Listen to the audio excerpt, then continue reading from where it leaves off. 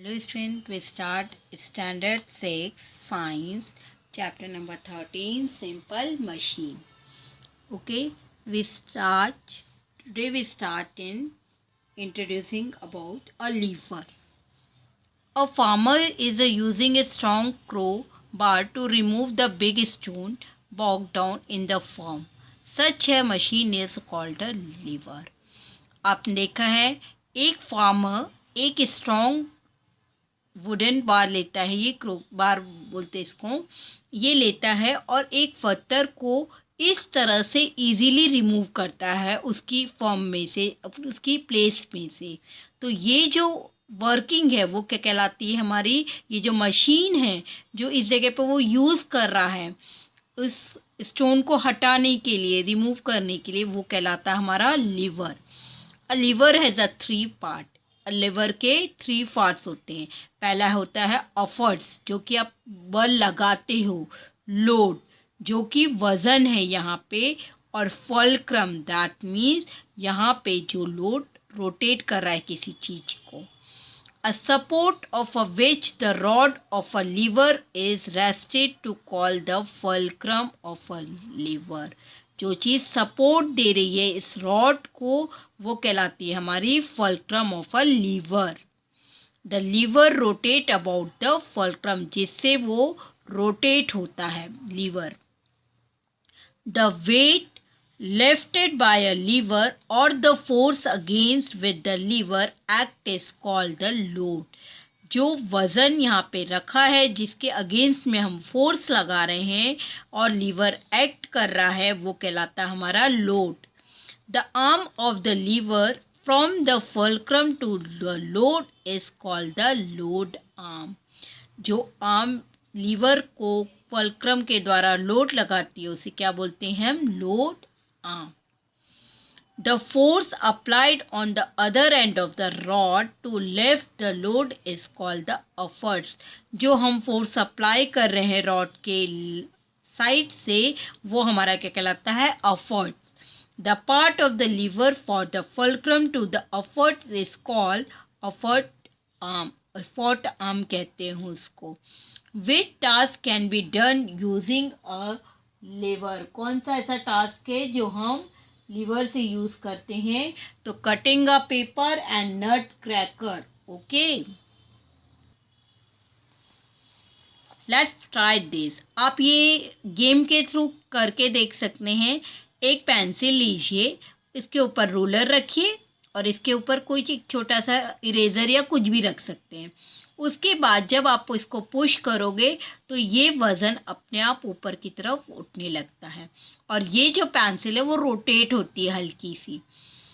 अब हम इसको इसमें पढ़ते हैं। Place a pencil on a table, place a ruler on its right angle with it, put a paper weight on the one end of the ruler, press the other end with your finger to lift the weight, which are the load arm, the effort arm and the fulcrum of the liver.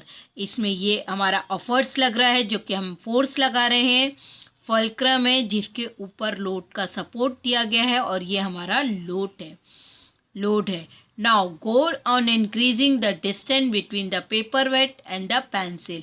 अब हम इसका increase कर देते हैं इन दोनों के बीच का distance by a 4 centimeter every time and see whether the paper weight can be lifted when placed at each of the distance. अब हम जब इसका चेंज करते हैं डिस्टेंस तो क्या इजीली लोड चेंज होता है। जैसे जैसे हम डिस्टेंस बढ़ाते जाएंगे ये हमारा लोड इजीली लिफ्ट होता जाएगा। Okay, As the effort arm become longer and longer compared to load arm, less and less force is required. जैसे ही effort arm और load arm के बीच में कंपेयर ज़्यादा रहेगा तो हमें less force लगेगा पेपर वेट को उठाने के लिए। Such a lever is called lever of first order. और ये लीवर का क्या कहलाता है, हमारा first order. The picture show how we use an opener to remove the cap of sauce bottle. ये चीज़ आप कई बार यूज़ करते हो, आप ओपनर से इस तरह से करते हो। तो ये जो हमारा यहाँ पे लोड है, फुलक्रम इसमें लग रहा है और एफर्ट्स हम इधर से लगा रहे हैं। तो ये हमारा try to the seam yourself to remove the tight lifting cap. The opener is rested on the cap and we apply a force on the opposite side of the opener to pull it upward. The cap also gets pulled. इस तरह से जब हम इसको press करते हैं इसमें फंसा के तो ये easily खुल जाता है. About the fulcrum, what are the fulcrum load and efforts in this case? तो अब आप बताइए, ये इसमें fulcrum लग रहा है, लोड है जिसके ऊपर हम efforts लगा रहे हैं. समझ में आया आप लोग को अच्छी तरीके से?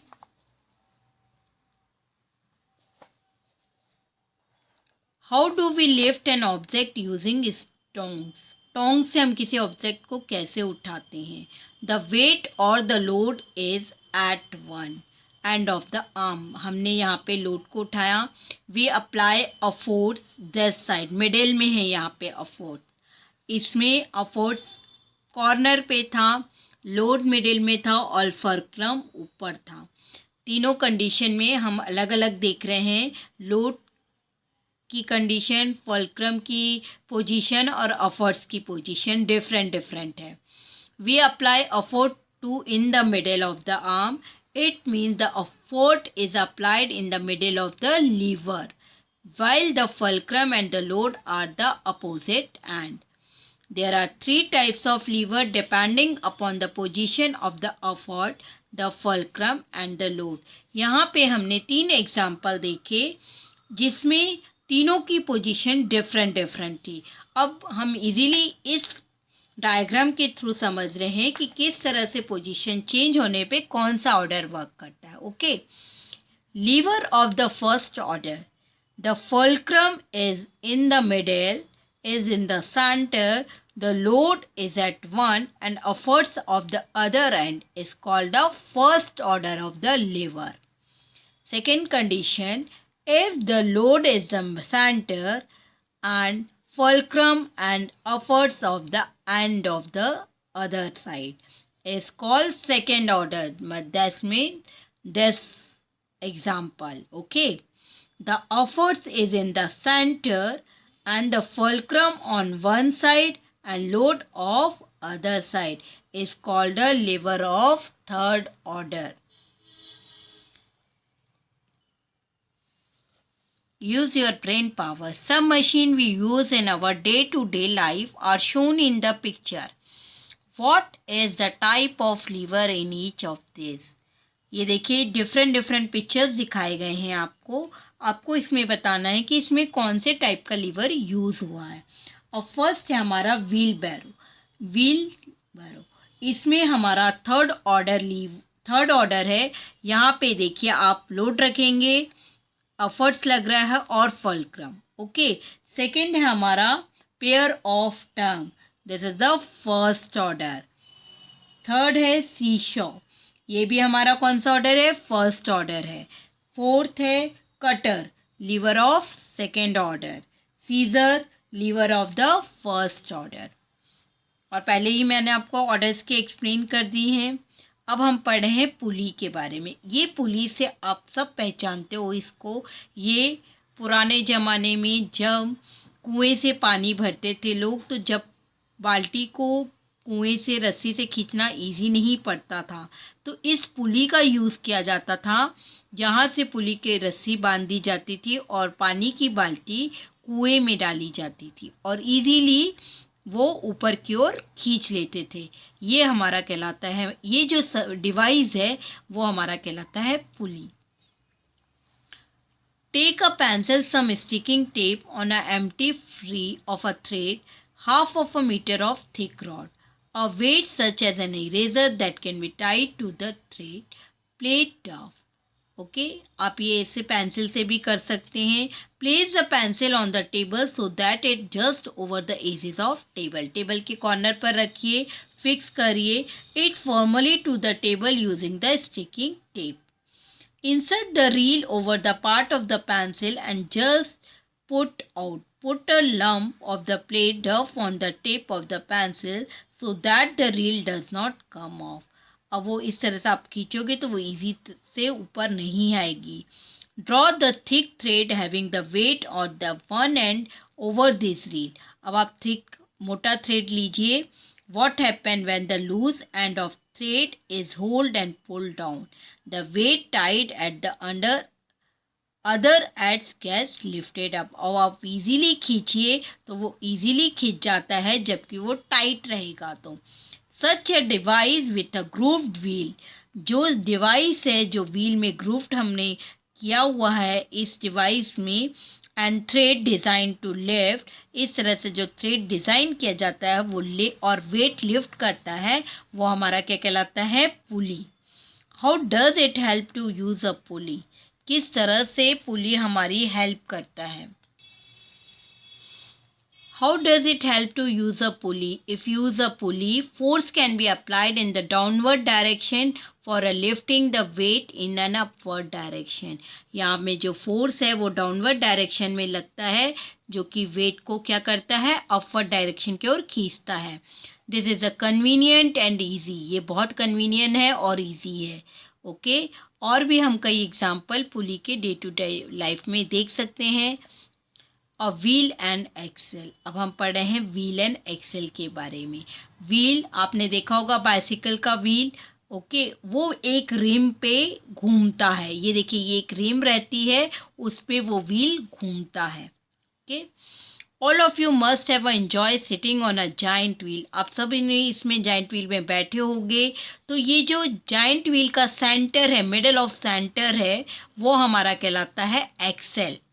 The giant wheel is fitted to a rod at its center. This rod is called an axle. ये जो रॉड पे फिट रहता है वो रॉड हमारा कहलाता है Excel. When the axle start rotating with the help of electricity, जब ये रोटेट किया जाता है विद द इलेक्ट्रिसिटी से, तो ये जो कॉम्बिनेशन है एक्सेल और व्हील का, ये एक सिंपल मशीन की तरह काम करता है. इस तरह से हम और बहुत सारे एग्जांपल देख सकते हैं. बाइसिकल है. When the pedal of bicycle is rotate the wheel start rotating. How does this happen? जब हम बाइसिकल को रोटेट करते हैं पैडल के द्वारा तो वो भी किस तरह से घूमती है और आगे की तरफ मूव होती है. अब मेंटेनेंस ऑफ मशीन. मशीन का यूज़ हम बहुत अच्छे से करते हैं. अब जिस चीज़ का आप यूज़ कर रहे हो तो उसको आपको मेंटेनेंस की भी ज़रूरत पड़ेगी, अदरवाइज़ वो डैमेज होने लगेगी. Parts of a machine rub against one another when they are use. जो हमारे मशीन के पार्ट्स हैं वो एक दूसरे पे रब होते हैं जब हम उसको यूज़ करते हैं. Soil dusty part create more friction. ये जो पार्ट्स हैं डस्टी पार्ट्स रहते हैं वो मोर फ्रिक्शन पैदा करते थे जिससे हमारी गाड़ी साइकिल बार बार रुक जाती है या मशीन रुक जाती है. और कुछ पार्ट्स ऐसे हैं जो affected by the weather rust and Erode.